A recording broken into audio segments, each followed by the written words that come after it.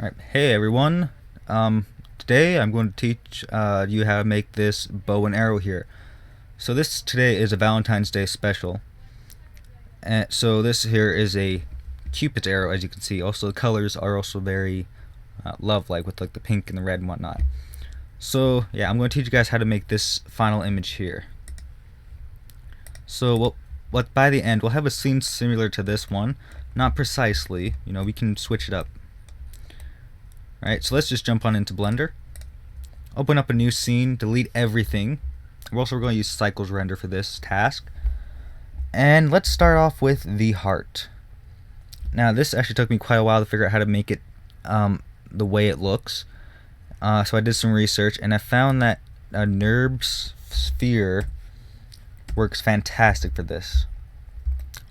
So what we'll do is we'll add a NURB sphere. And go into edit mode, go into wireframe. Let's go to front orthopedic mode, and then we'll drag this down. Grab this bottom part here, drag that down. You can see right away it already looks similar to a heart. We'll grab these two up here, pull them up a bit. Let's go to the side view. If you just tab out there, you can kind of see it's getting closer. You can see right away what the results will be like. So let's grab this side, front and the back, scale it on the y-axis a bit.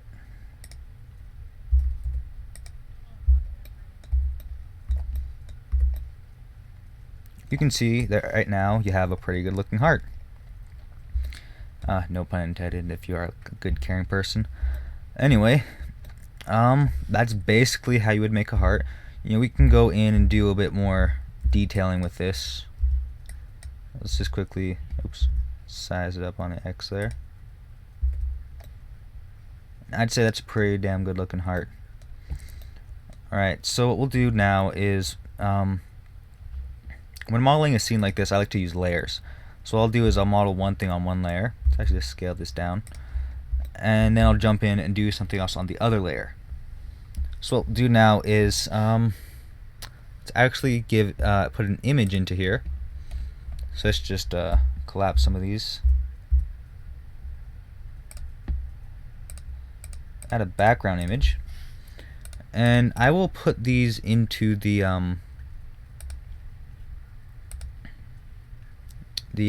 link in the description for you guys.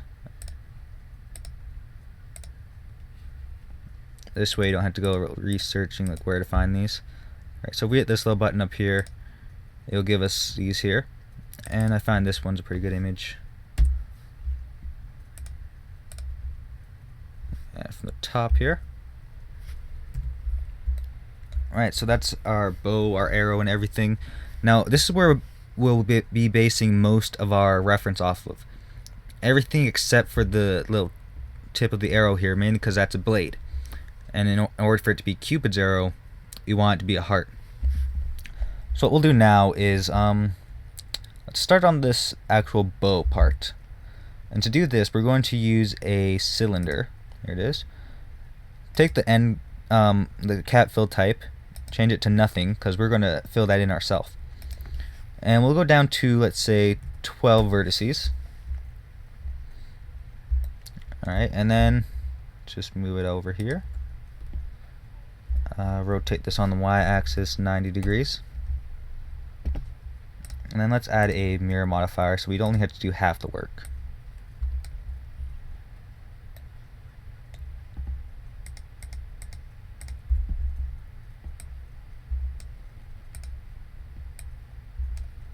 And there should be something here so you can see. Yeah, here we go. Alright, so we want on the z-axis because that's its natural axis, unless we actually applied everything in object mode. So if we just go apply visual transform, you can see under, it should be under transform here. Rotation is usually cleared back to 0. Not quite sure why it doesn't work all the time. Yeah, so let's turn on clipping. merge these. So now you can see there's one object. Let's scale that down.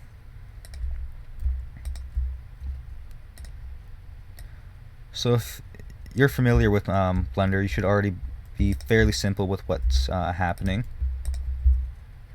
Let's just scale down that far. We're just going to extrude this so we get the rough shape.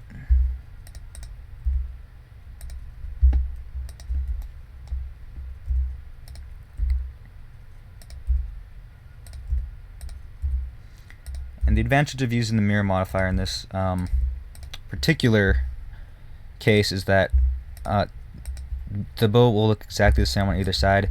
You're only doing half the work. It's a better workflow for when creating stuff like this. This way, you don't have to go back in on the other side here and go, oh, I totally messed up, Yeah, it just replicates it perfectly. And you don't have to worry about this not matching. If you want, you can go in later and switch it. But for this purpose, I'm just going to keep it perfectly simple. Mainly because, Cupid, he's a little angel guy, so I'm pretty sure his bow and arrow would be perfect.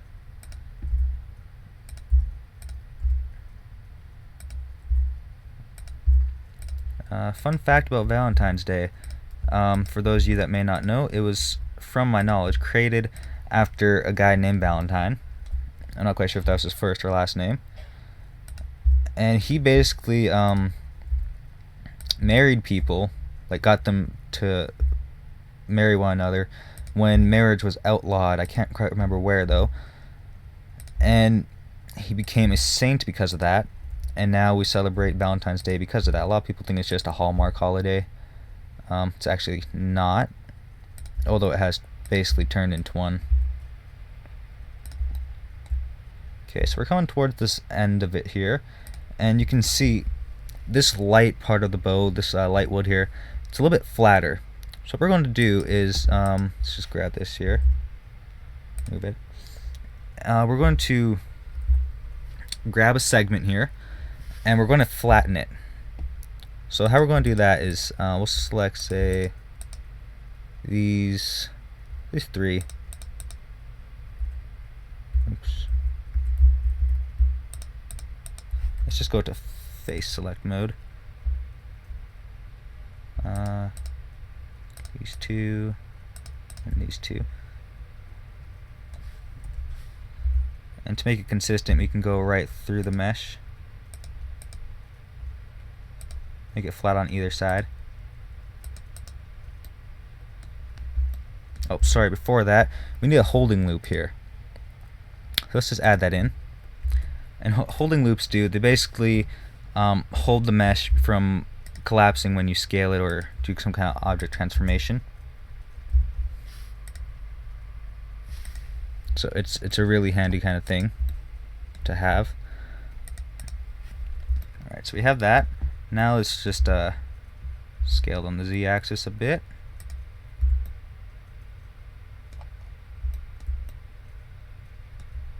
Let's zoom out. And the bow's not looking too shabby. It's following the contours of this object, the image. Alright, so let's just zoom in here and fill in this hole. So a way I like to do is select the top and bottom, make a face, subdivide it, select these two, make an edge, make an edge here. And then we have to find a way to actually connect everything. So what we'll do is we'll subdivide that, select this, subdivide that, make a face.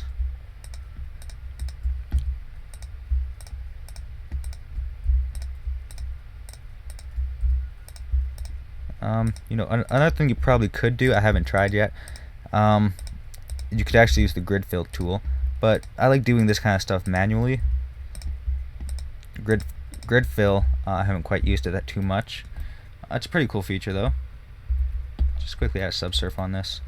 I think a level 1 subsurf will do. Smooth shading.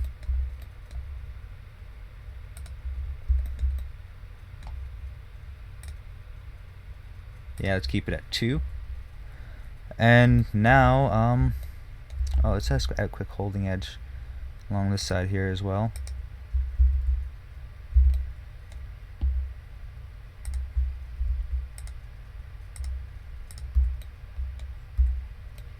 There we go. Looks a little more natural.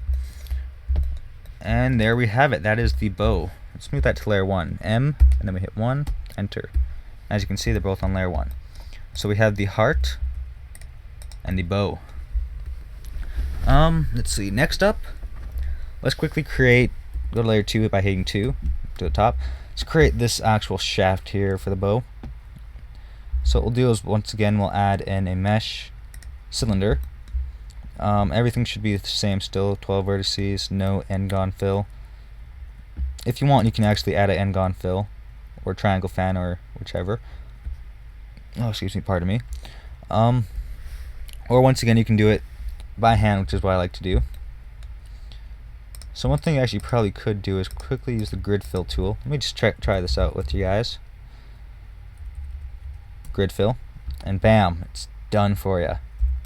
Cool tool. Saves you a lot of time. Let's just do that again. I believe it's Control F, faces, grid fill. Simple as that. Let's rotate this. Oops. Rotate X 90 degrees. Scale it down to roughly that size so we get an accurate representation.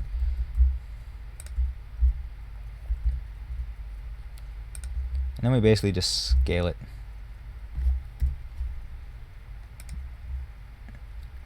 So yeah, scale it on the Y.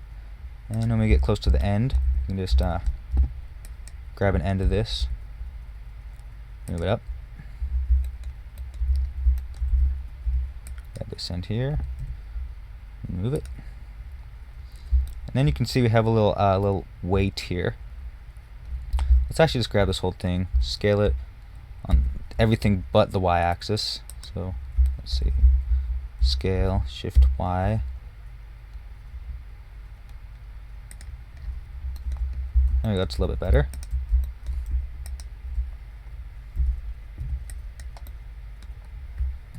Alright, so let's just extrude that out, and then extrude again, and scale that, and then extrude it back on the Y-axis. There, looks good. Then we can add another subsurf on it, just to make everything look smoother, because this kind of looks more medieval, more than say a modern day bow.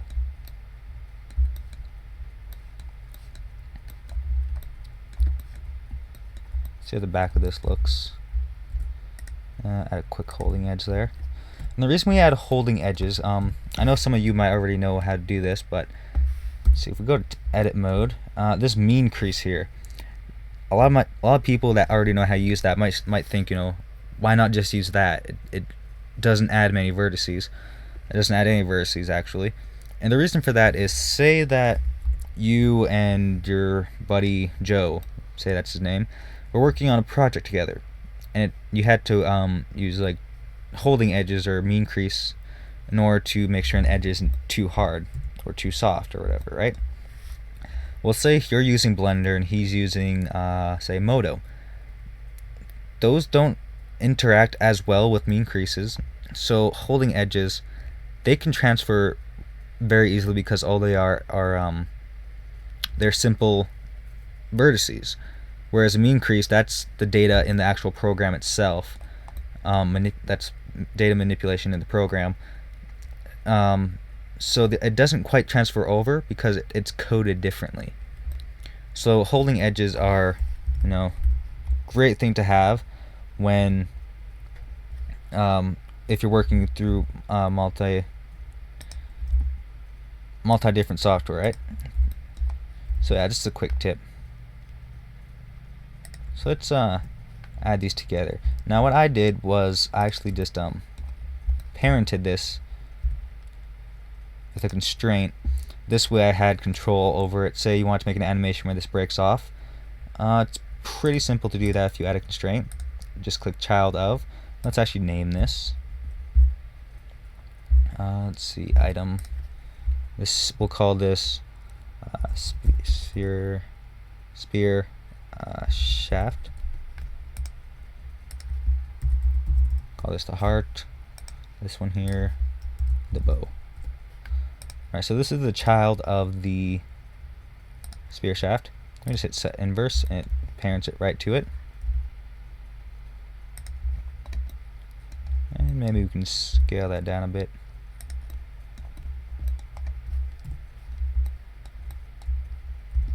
Grab that on the x-axis.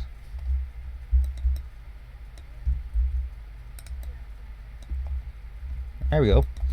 And then we just need the little feather tip here. In order to do that, we just quickly add just plain images, or planes, sorry. Now you can do that separately, which is if I go here, added them separately and add like a separate material to them. I found it a little easier than going to edit mode, selecting it, adding material. Or you can straight out, just add it in there. So what I'm going to do though is add in a plane. I found this much easier. Scale it down and just start shaping it to fit the way this is. Let's just add a loop cut. Control R if you don't know how to do loop cuts yet, if you're just a beginner.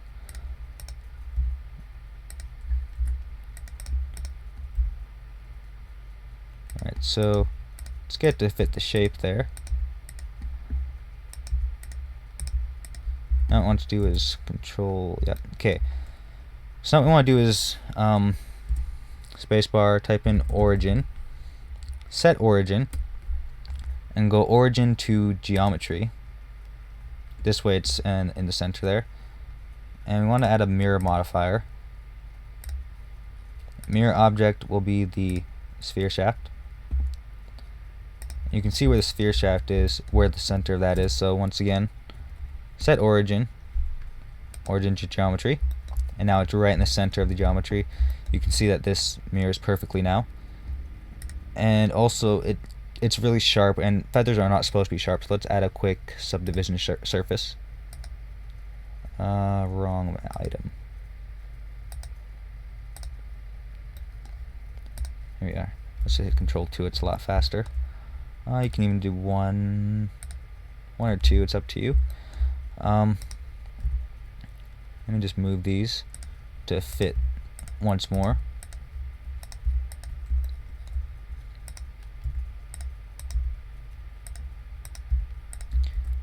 Quick holding edge here, just to make it a little bit sharper. If we hit G twice, it'll do a edge slide for us.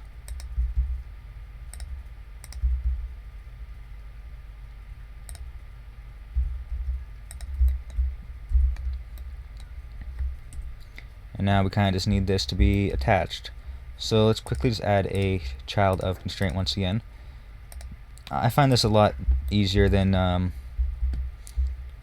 well, personally, I find it a lot easier than just attaching it manually, making this into one single mesh with this. I like it more because it sometimes allows you to have more control over things. Not to say that you always need to do this, but it's just personal preference. Alright, so we have just about everything. It looks like the heart needs to be moved here.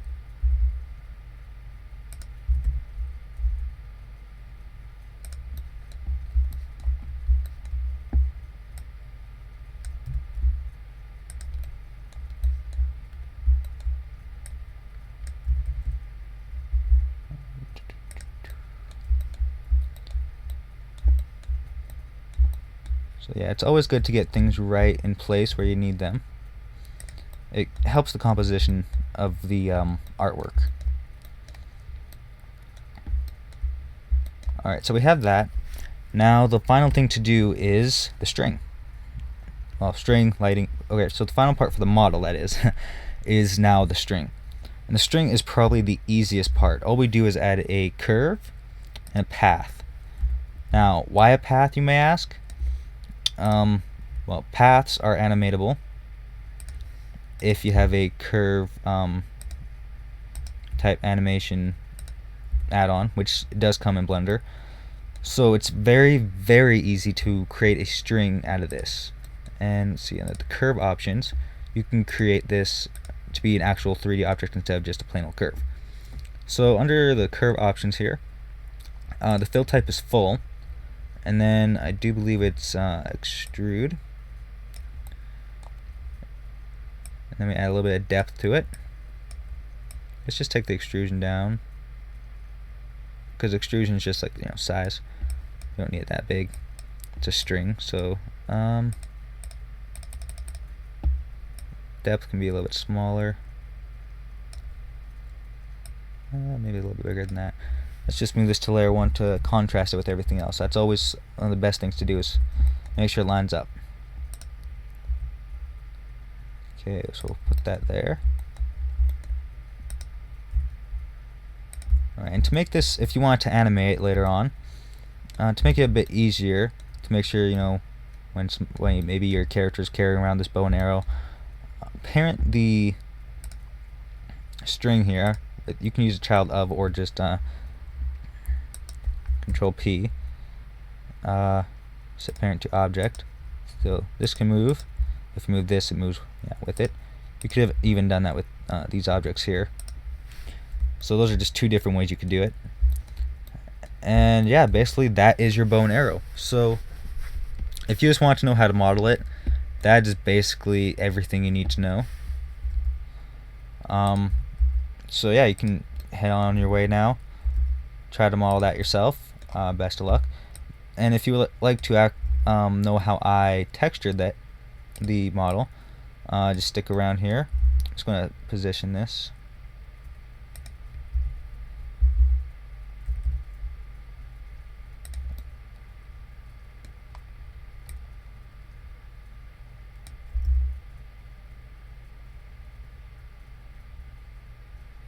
Alright, positioning takes a while, so I'm just going to make it look roughly decent.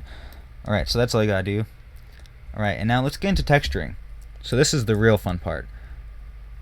So what we're going to need is this one here open, this little window, and then we're going to open up the node editor. Now, why would I open up the node editor for materials? You know, that's a little bit crazy. Let me tell you a little something about cycles. It's a really awesome render engine. It can make things look more realistic, and also you can use nodes to actually texture it, so you have a lot of control over the colors. So let's say we went to the Blender render. You can see what the options we have here. Right? It does give us some control, but not as much as cycles. It gives us a lot more. You can use nodes, and pardon me, we can create awesome textures. Like, I mean, phenomenal looking ones, like out of just nodes. It's really, really cool. So you can have a little preview here.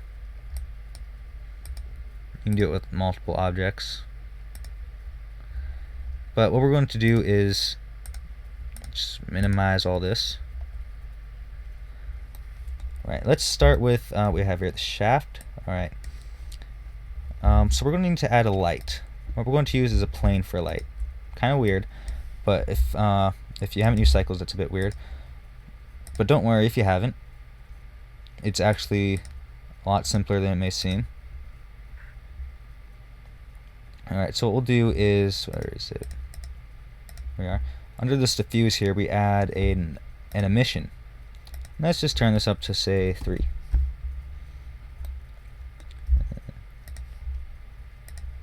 And under, where is it? Should be here. Yes, ray visibility, uncheck camera. This way when we render it, the camera, it won't be seen by the camera, but it'll still light the scene, as you can see here. So we can add even more light if we need to, but I think 3 is actually pretty good. We will be adding more lights anyway. And let's just close that here. Alright, so let's just start with this. Okay, we have a diffuse, and this is just to control the color. So let's make it more of a woodsy color. something like this here. Just zoom in. I'll zoom in so you guys can see a little better. So we have a diffuse, and it goes out to material output. So this BSDF goes into the surface, and that's basically what color the surface will be. So if we go into our other view here, you can see that it is now colored. Now to make it look even better than that, let's go into shader, and let's see, where is that one? Anisotropic, I hope that's how you pronounce it. Add this one in here, as well as a texture, noise, and these are the ones that we'll be using to create the texture for the shaft. So now we'll go into shader, mix shader, add that in.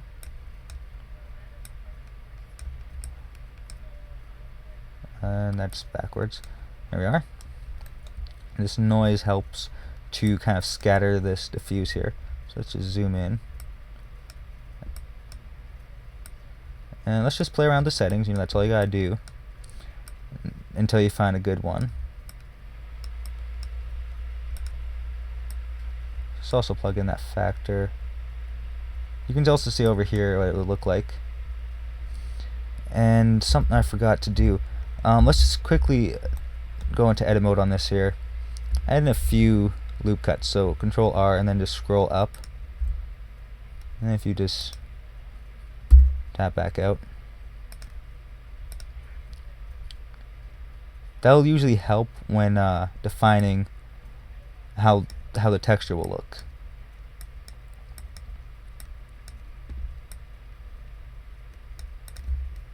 Let's go 0 distortion to start with, and let's give it a fair amount of detail.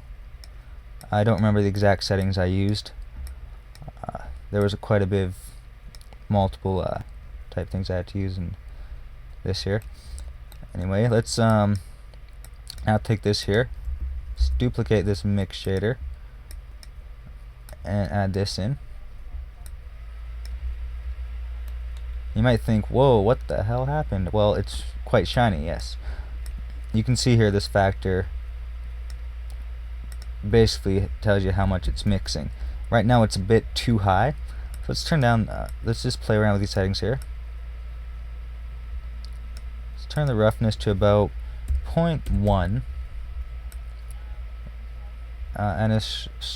Anisotropy, sorry, I don't know how to pronounce it. I'm not good with linguistics.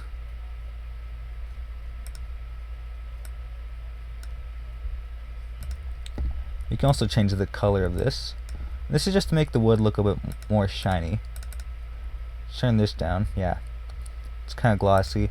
Let's try 0.05. It does give it a slight gloss, which helps the realism factor, you could say. Let's just duplicate this light here. Hit period on the keyboard. Rotate around the Z axis.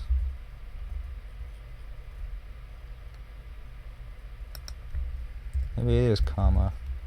Nope. Alright, anyway, let's just rotate it. Move it back on the X axis.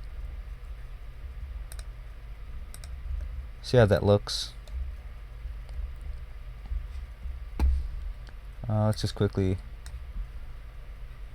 check it out over here. 3D view.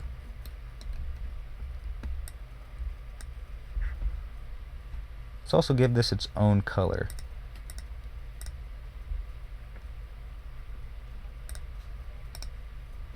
Yeah, so let's click new, emission.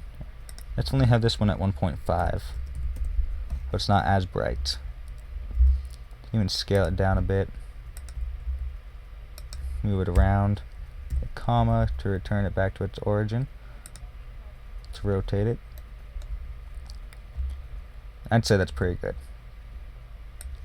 Now, you know, you can actually spend hours on this if you need to.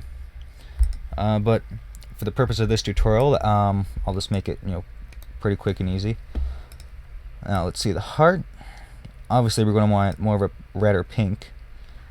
And the heart's actually quite simple. All we need is 2 more shaders, a mix shader, and a glossy shader.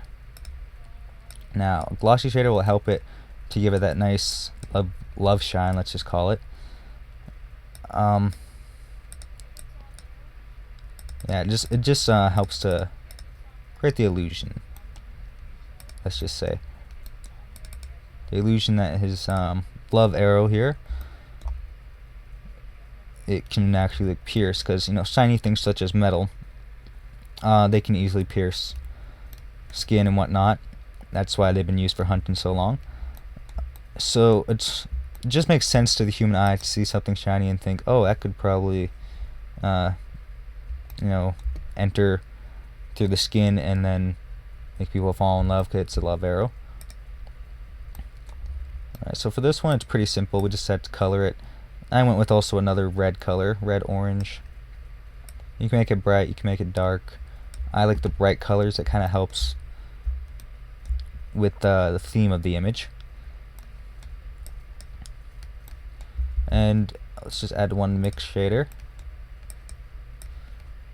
A lot of the times diffuse just it doesn't quite do the image justice.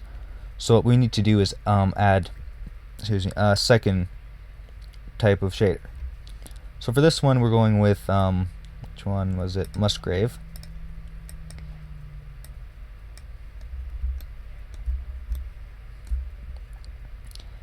And this should hopefully plug that into the factor as well. And it'll create a little bit variation on it. So let's just turn down that scale, turn up the detail, play around with the settings, and see what looks best for your image.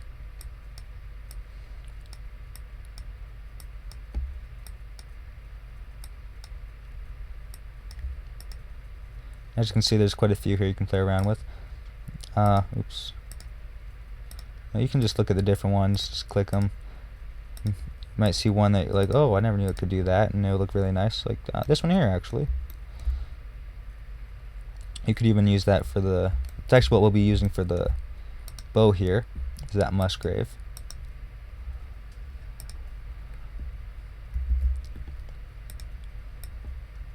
So for the bow, we're going to make it not too dark. So there we go, we have the bow base color. And let's quickly add that Musgrave in. Where'd it go? There it is.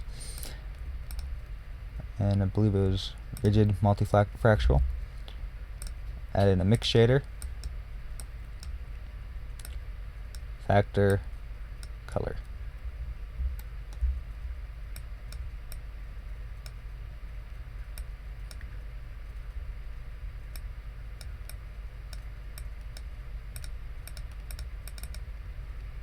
Oh, that's a bit too much. 0.7.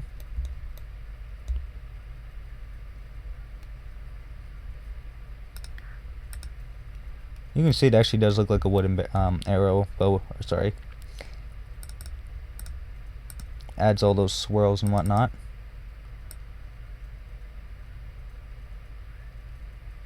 And just slightly move this setting to make it sure it's not too dark. Okay, so 1.95 should do the trick. Yes. And then once again, you know, to make the wood look a little bit more shiny, because you know, when you think Cupid, you think he's a baby shiny things. I don't know, it just makes sense, at least to me. And we'll add in, let's just do glossy this time. As you can see, it's a bit too much. Let's just let's change it to, which one is sharp, and just turn it up a bit. Seems like it's as far as it will go. So if needed, if one doesn't work, switch to another. Switch up this factor here. Let's just change that to 0.05. It gives it a slight gloss. Let's just quickly see the difference. That's without. That's with. So it kind of gives it like that fresh, just carved look. You know, just painted maybe. So the last thing now we got to do is this string here. So let's add a new color here, and string. We can really make it any color. I went with the bluish silver to complement the red. I find blue and red go well together. Add in a mix shader, and since it's a string, you know, it could have been made out of vine or something. Say, you know, if you wanted to have a little backstory in the image. If it was, you could probably go with green. But in this case, I have something more silver-like, so I'm going to use a glossy shader. And I'm going to use this GGX. Zoom in on it, and let's increase the roughness.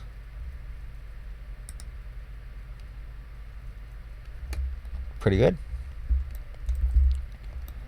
Alright, now what we'll do is finally, we're just about ready to render it and everything. Let's get the camera in place. Hit period on the keyboard. Rotate it around the Z axis.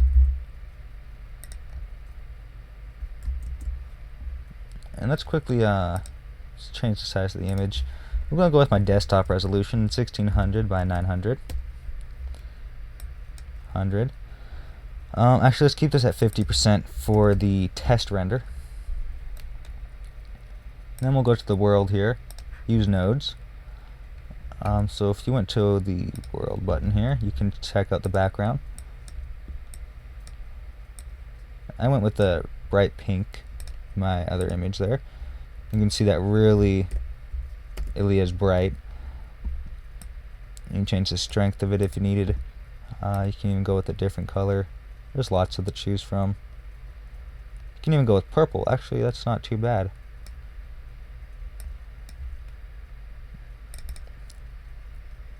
Ambient occlusion, which gives its own light off. And this actually might be too bright, so we'll keep the ambient occlusion off. You have a little preview up here. So let's just play around with these settings here. You can even add shaders here. So as an example, let's just quickly add, say, glass just for fun. Just to show you some of the world settings that are possible.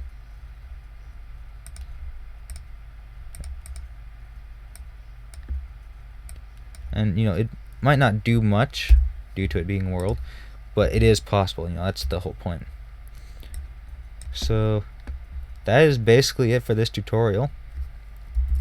Maybe we can just, you know, add a plane for a ground.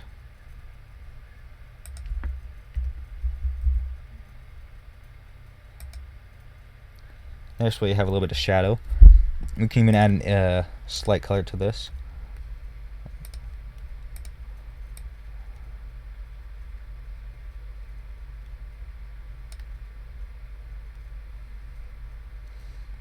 And there you are. So now let's basically just render and we're ready to go. So there's the test render, and I'd say that's pretty good. So now we have the test done. Let's increase that to 100%. Go under your, let's see, go to your camera here. Go to rendered, and under, let's see, where is that? Performance. Sorry, there's a lot of tabs here to go through. Sampling, here we are. You render and preview. So your render here is 10, same with preview, so that's why it wasn't very high quality. So if we increase preview, this will render in real time in front of our eyes. And this will be basically how good it looks at, say, what is that, 103 samples. Pretty good. So let's put our render at, say, 150 just to make sure. I'll leave this at 10. So now we hit F12 and just let it render.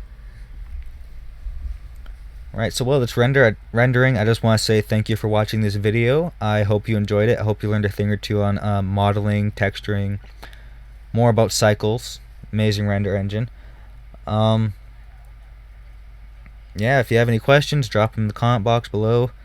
I'll put a link in the description for that image I used for the reference. And quick tip is that if you're using cycles and you have a NVIDIA GPU, you can actually use that to render with cycles. Just go under supported GPU compute.